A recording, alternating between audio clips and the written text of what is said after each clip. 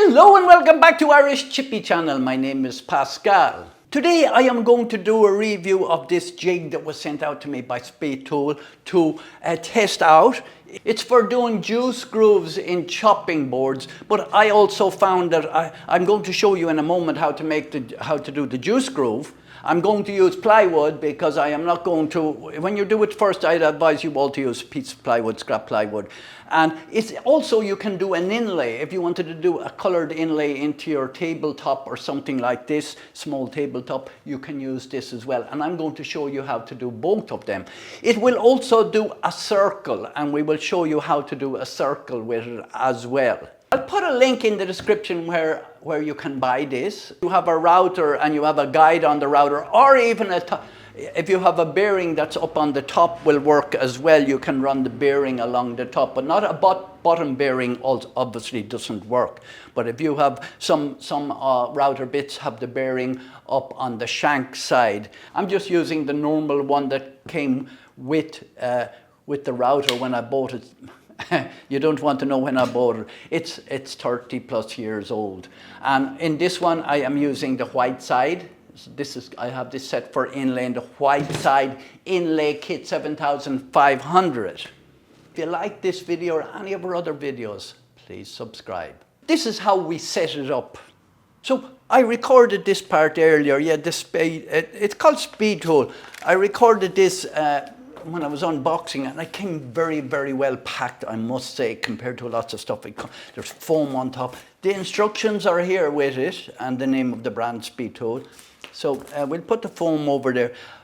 I will show you exactly what it comes from with. It shows it here. The clamp blocks, it comes with 4 of them that clamp into each of the 4 pieces. The base block, that's what your router will go into when you're doing circles.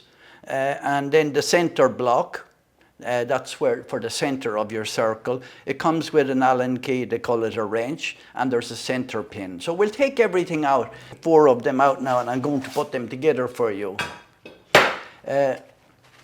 These are the clamp blocks, fit in here like this, like that, and then we can clamp the whole thing down. I will show you that in one moment, or you will see it while I'm using them. And so there's the 4 of them.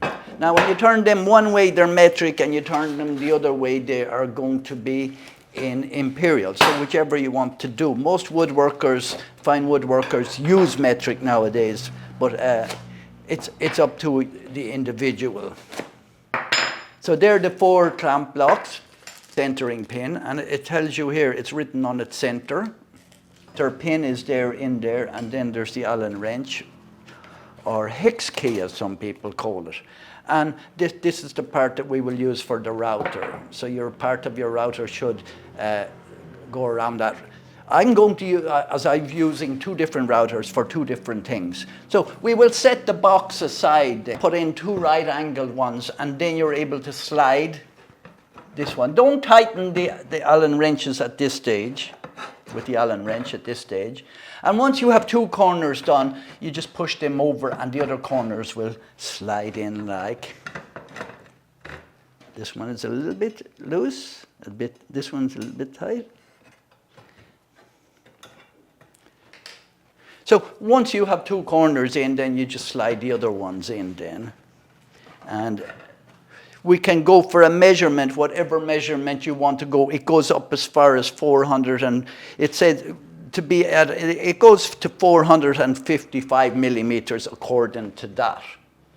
So you do your measurement according to, depending on what you're doing. If you are doing a juice groove on a chopping board, that's what they call it. But you can also use this for doing inlay, and I will show you that in one moment. I have one router set up for inlay with an inlay, white side inlay. So on the plywood experiment, I will be doing both sides and show you how to do it. So we will pick our measurement. So what we're going to do is you can push these 2 in together first, and we will say we're going to go 400 millimeters. So we'll put this one on 4. The measurement is to the left of the number, so it'll be the long one. So it'll be 400 will be just where the 4 is on the 400, if you know what I mean. It shows you down here. It'll be a longer line. So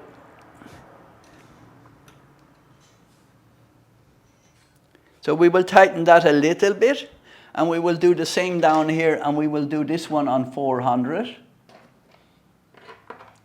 We won't tighten them the whole way yet. When we have them all set up at 400, we will move these ones down till we get these ones at 400. So as I said, the 400 is on the line of where the 4 is on the 400. So when we are setting it up for our circle with one of the profile pieces themselves, we will slide the center one into like this. And we will pick a number. There's an arrow on it here, so 20. That's probably yeah, we'll go at 20, 10, and 20. So we will set that up at 20. In here, we have a line here. That will be the center of your router bit. So if you want a circle that is 600, we will make this one at 300 plus half the width of the router bit.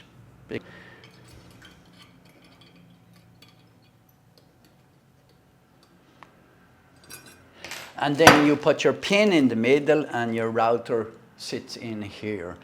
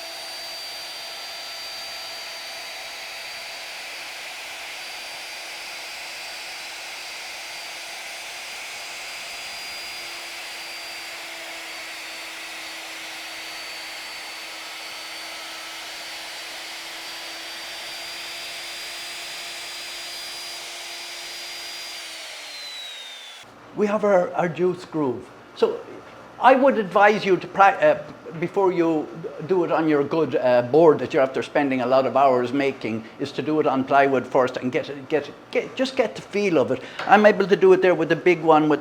You really need a plunge router. Even if you have the small router, use a plunge one. Now I am going to show you how to do an inlay.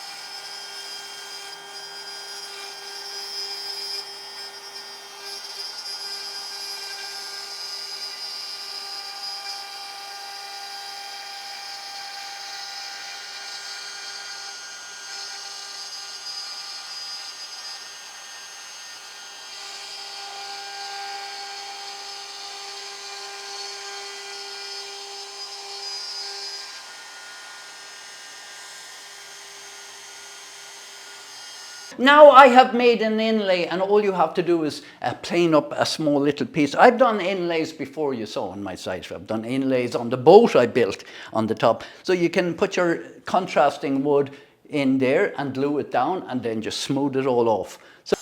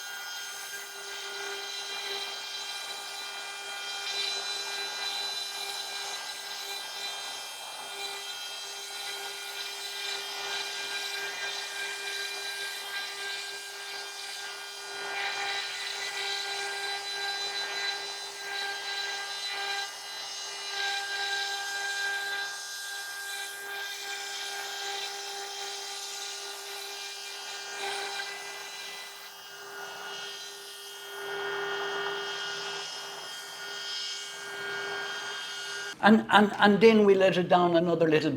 Before you do this, put some scrap wood in underneath it. The secret of doing a circle with a router is to go only a small amount at a time. Maybe 3 millimeters or 3 millimeters to 5 millimeters, somewhere between them, and yeah, you will be fine. Don't use too wide of a bit, no need to. And so yeah, we'll keep going around that one, and at the very end you'll be fine. The piece will have to move over to one side. So there you go, that's my review of the SpeTool jig for juice grooves and for inlaying or anything like that you want to, or even doing your circles. So thank you very, very much for watching this video, this long video. I'll put a link in the description where you can buy this on Amazon. And if you like this video or any of our other videos, please subscribe.